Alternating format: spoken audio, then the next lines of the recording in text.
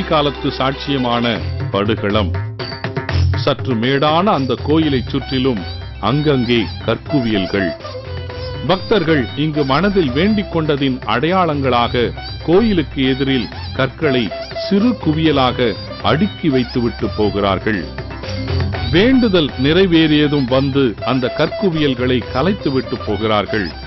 வேண்டுதல்களும் எவ்வளவு எளிமைப்பட்டிருக்கின்றன. அதாவது நோய் நொடி இல்லாம இருக்கிறதுக்காக அந்த கருப்பு கல்லை எடுத்து நம்ம உடல்ல 3 தடவை இது பண்ணி கீழே போட்டுறணுங்க. அந்த கல்லை போட்டுறணும், வீட்டுக்கெல்லாம் எடுத்துட்டு போகக்கூடாது.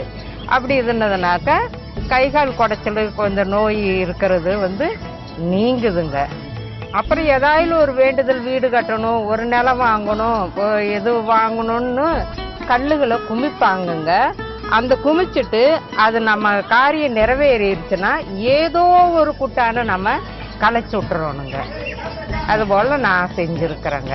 போன வருஷம் இங்க வேண்டுதல் வச்சுட்டு போனோம், ஆட்டோ வாங்கணும் அப்படின்னு சொல்லிட்டு வேண்டுதல் வச்சுட்டு போனோம், சொந்தமா வாங்கணும் அப்படின்னு. இந்த வருஷம் நாங்க போன மே மாசம் வச்சோம், அதுக்குள்ள நிறைவேறிடுச்சு. அந்த கல்லு கட்டி வைப்பாங்க இங்க, அந்த மாதிரி வச்சுட்டு போனால இப்போ வேண்டுதல் நிறைவேறிடுச்சு. இந்த முறை கல்லு கழிச்சிட்டு அப்புறம் கோழி வச்சு பொங்க வச்சுட்டு போலாம் அப்படின்றதுக்காக நாங்க வந்திருக்கோம். தனித்ததொரு இடத்தில் சங்கரின் கடைசி மூச்சு நின்ற இடம். உயிர் சரடு அருந்த இடத்தில் வயிற்றில் கத்தியை தாங்கியபடி நிற்கிறார் சங்கர்.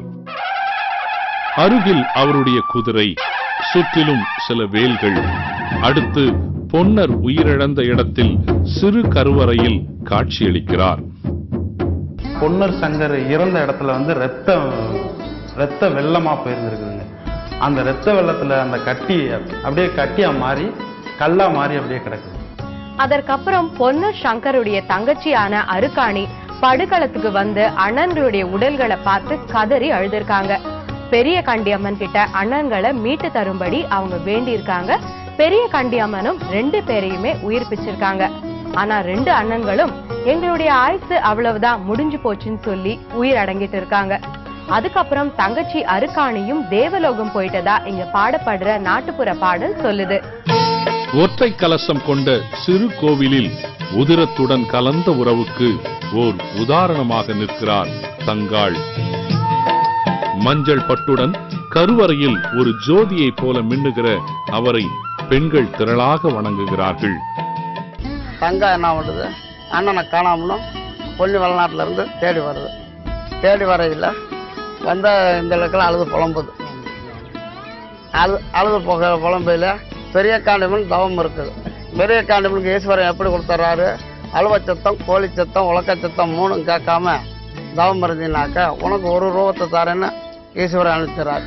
பெரிய காண்டிமன் இறங்கி வந்துருச்சு. இறங்கி வந்தவொடனே யார் எவருன்னு கேட்கல. இந்த மாதிரி குன்னுடைய அவத்தில் பொன்னர் சங்கர் நாங்கள் எல்லாம் பொண்ணு வெளிநாட்டில் ஆண்டு வந்தோம்.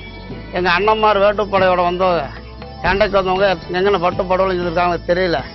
தேடி கொடுங்கவும் ஈஸ்வரன் பூலவத்துக்கு வந்து என்னம்மா அப்படி என்னை அழைச்ச காரணம்னு கேட்கவில்லை.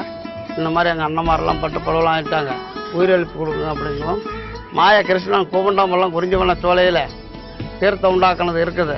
அந்த தீர்த்தத்தை போட்டு அண்ணான்னு சொல்லி 3 கையை போட்டு இறச்சினாக்கா முழிச்சுக்குவாங்கன்னு ஈஸ்வரன் சொன்னார். அதுக்கு முன்னாடி தங்கா கொண்டு வந்து அதே மாதிரி போட்டிருக்குது. போடவும் எல்லாம் முழிச்சுக்கிட்டாங்க. கோயில் வளாகத்தில் வீரமகாமுனி கையை உயர்த்தியபடி காட்சி தருகிறார்.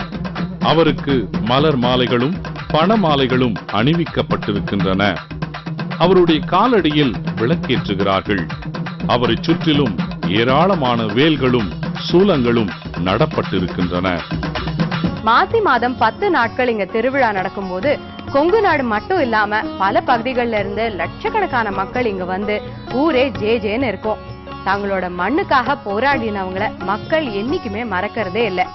சிவன் ராத்திரி அன்னைக்கு அடுத்த நாள் கொடியேறி அதுல இருந்து 10 நாளுங்க. அதுல முக்கியமான திருவிழா 3 திருவிழா. வேடபரின்னு சொல்லி அதுல என்னன்னு கேட்டீங்கன்னா பெரிய காண்டியம்மன் யானையிலையும் பொன்னர்ங்கிற குதிரையிலையும் போய் பக்கத்துல 1 கிலோமீட்டர் தூரம் அணியாப்பூர்னு சொல்லி அங்க போய் அம்பு போட்டு வருவாங்க. அம்பு போட்டு பக்கத்துல எலப்பாத்தி மண்டபம்னு சொல்லி ஒரு இடத்துல தங்கிடுவாங்க. 4 மணியை போல மறுபடியும் உள்ள கோயிலுக்கு வருவாங்க.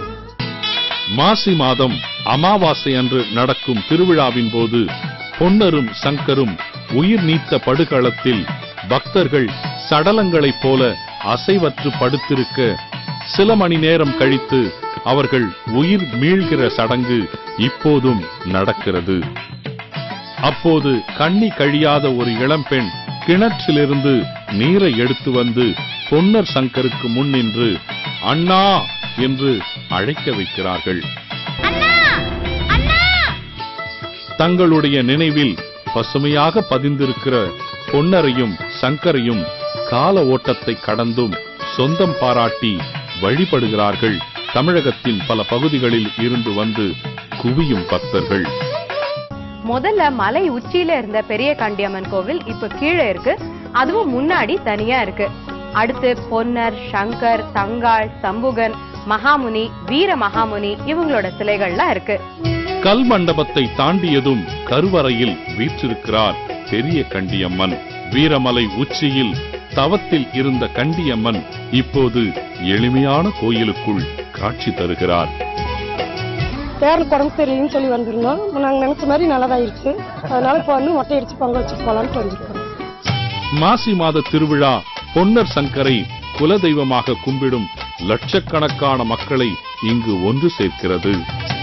பல்வேறு வாகனங்களில் வந்து குவியும் பக்தர்களால் திணறிப் போனாலும் அந்த நாட்களை வீரப்பூரில் உள்ள அனைவரும் எதிர்பார்த்திருக்கிறார்கள். பொன்னர் சங்கர் மறைந்து இத்தனை ஆண்டுகள் ஆகியும் அவங்கள குலதெய்வமா வழிபட்டுட்டு தான் இருக்காங்க. பொன்னர், சங்கர், அருக்காணி மறைஞ்சிருக்கலாம், ஆனா அவங்களுடைய வீரம், தியாகம், பாசம் நமக்கு இன்னும் பல விஷயங்களை உணர்த்திக்கிட்டு தான் இருக்கு. பொன்னர் சங்கர், தங்காளின் வாழ்வோடு பிணைந்திருக்கும் வீரப்பூர் அவர்களுடைய அன்பு கலந்த வாழ்க்கையை மட்டுமல்ல, அங்கு வரும் பக்தர்களின் வாழ்க்கையிலும் அன்பின் தேவையை இதமாக வலியுறுத்துகிறது. சக மனிதர்கள் மீது அன்பு இருக்கும் வரை பொன்னர் சங்கரையும் அருக்காணியையும் நினைவுகளில் இருந்து அழித்துவிட முடியாது.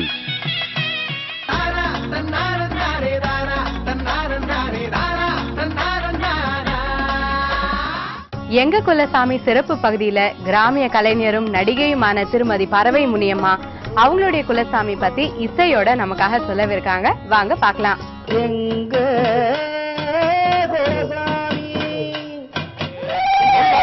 இது எங்க குலசாமி,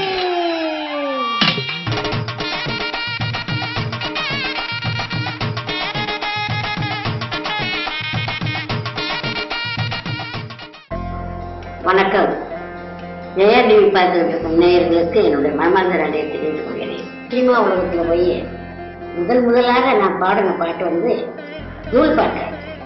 வித்யாசாகர் இசையில சியான் விக்ரம் அவனோட இணைந்து நடித்த தூள். மதுர வீரன் தானே அவனை உசுப்பி விட்ட வீணே, இனி விசிலு பறக்கும் தானே என் பேர அண்டி மதுர வீரன் தானே.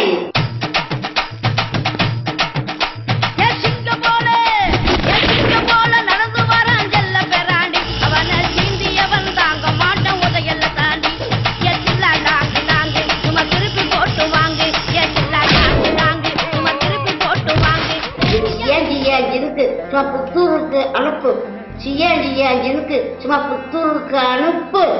தூளுக்கு பிற்பாடு காதல் செல்கிறாத பூக்கள் உடனே செல்கிற சூப்பத்தா சேச்சி எம்எல்ஏ தரக்குமடவையே பார்த்துவனோட கண்ணாடி பூக்கள் அச்சனோட ஜெயசூர்யா இப்படி இருந்து 55 படம் பண்ணியாச்சு. மலையாள படமும் மம்முட்டியோட சேர்ந்து 2 படம் மலையாள படம் பண்ணியாச்சு. அந்த செல்ல இன்னும் படம் வந்தா நான் நடிக்கத்தான் தயாரா இருக்கேன். இந்த படசாமி வந்து எங்களுக்கு திருமூலத்து பக்கத்துல வடகரைன்றது. வடகரையில வந்து ஒரு கம்மா கடை இருக்கு. இந்த கம்மா கடையில வந்து அந்த மூளையில தான் எங்க சாமி இருக்கு. ஊருக்குள்ள அங்காளேஸ்வரியெல்லாம் இருக்கு. இருந்தாலும் அந்த பெண் தெய்வம் மாத்திரம் அங்க அங்காளேஸ்வரி இருக்கு. அப்புறம் அந்த முத்தையா தொட்டிச்சு இதெல்லாம் வந்து கம்மா கடையில்